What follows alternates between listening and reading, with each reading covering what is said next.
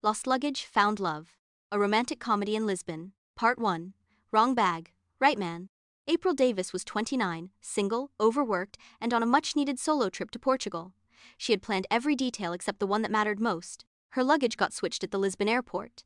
Instead of her cute sundresses and travel-size skincare, she opened the suitcase at the hotel to find 3 Hawaiian shirts, a pack of protein bars, a sock with "Go Socks" written on it, and a pink post-it note with the words, "Don't forget, you're not allowed to fall in love again." April blinked, then she laughed, then she panicked. Who is he? Turns out the airport wouldn't help much, and her hotel receptionist Carla seemed more interested in matchmaking than solving the problem.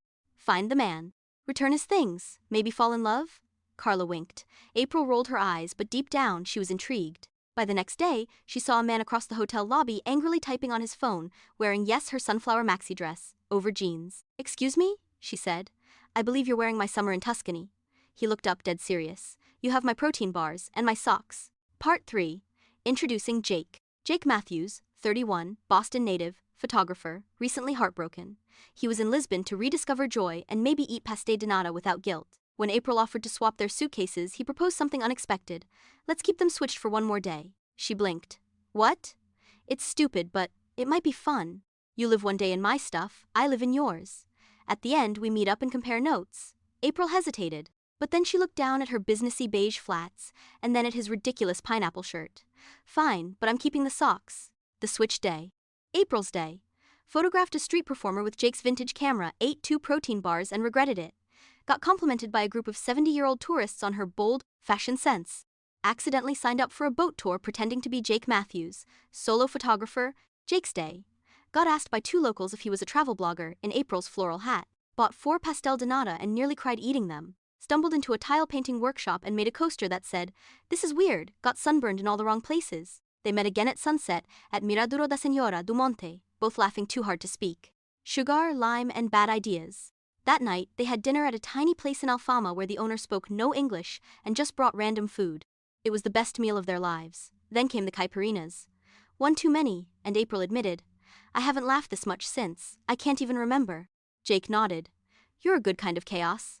They walked back to the hotel, shoulders bumping. At the door, neither moved. He leaned closer. "Can I?" "Wait," she said, poking his chest. "Are you falling in love?" "No." Wrong answer. Then she kissed him. "Not what you think." The next morning, April woke up to a note. "Had to shoot sunrise photos. Meet you for breakfast? Don't worry, still wearing your socks. Jake." She smiled. But downstairs, she saw Jake not alone, talking to a woman. Tall, pretty, familiar. April froze. Her heart dropped. She turned around and walked straight out of the hotel. Explanations. Mango Jam Jake found her an hour later sitting in front of a bakery, angrily eating mango jam off a spoon. "It's not what you think." "Isn't that the line every guy says before confirming it's exactly what I think?" "She's my sister." "Oh." "She just got engaged and surprised me with a visit. I was telling her about you." April paused, licking jam off her thumb. "What'd you say?" Jake smiled. "That you're weird and sweet. And you made me want to try again." Airports and other mistakes.